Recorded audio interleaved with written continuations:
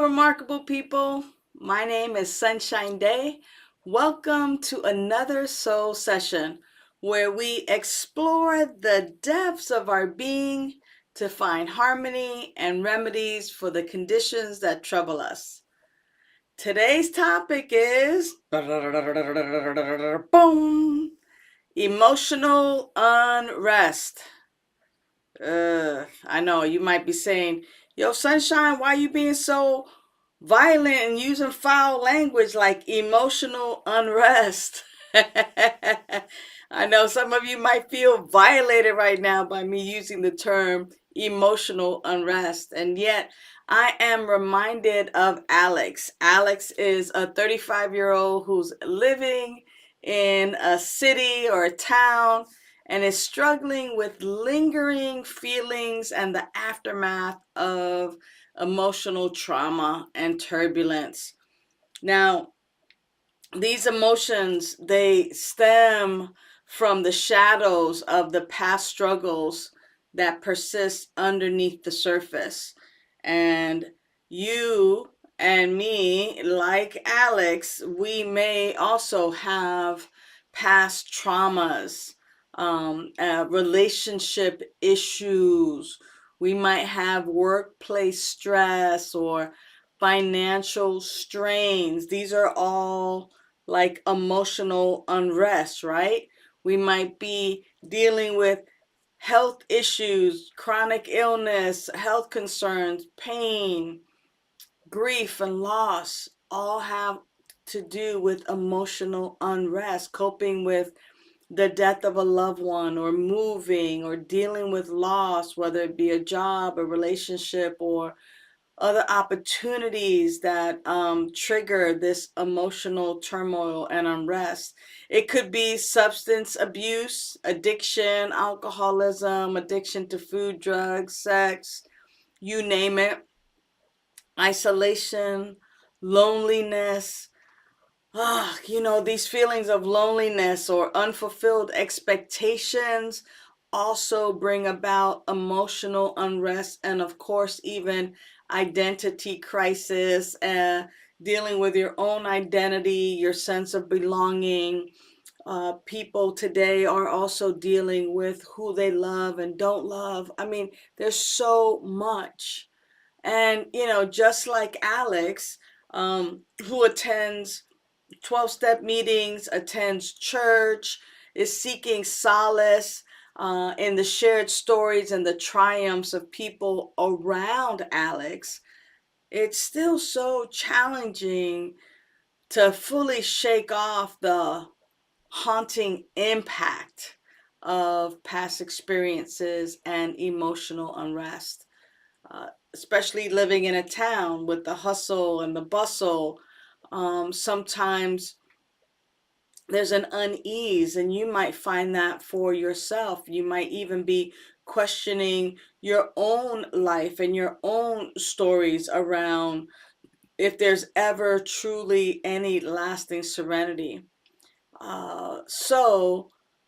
Like Alex, you may want to try some spiritual practices. The good news is that you do not have to live with emotional unrest, that in fact, by dealing with or surrendering your emotional unrest, you can begin unveiling harmony, which is your natural state. And I want to share a couple of non-traditional ways and then some traditional ways, if you will, that Alex dealt with the emotional unrest to actually find that true peace and harmony, and to find a way to live fully and to actually put this into practice in daily life to keep at bay the emotional turmoils and to actually allow it to release into the nothingness from which it came. So if you live in a city or a town where there's a lot of hustle and bustle, you may want to try something like a bath. Now, I'm not talking about the one in your tub, though that would help. I am talking about a Japanese tradition called the forest bath. And that is where you actually go into nature and allow the natural soothing embrace of the trees and the birds and nature. You allow those soothing sounds. I'm already feeling relaxed just thinking about it. And being in nature, I got an opportunity to spend a lot of time in nature in Costa Rica and the rainforest, and I engaged in rainforest bathing, if you will, and it was just allowing those sounds of nature to soothe my soul. What it does is it offers a tranquil space to release any pent up emotions. Another practice along with forest bathing is sound baths. And at Vida Spiritual Learning Center, in our office in Huntington Beach, and then also by appointment and by invitation, we host sound baths and we use singing crystal bowls. And the tintinnabulation of these singing crystal bowls, they wash over you and they resonate with your soul's yearning for healing.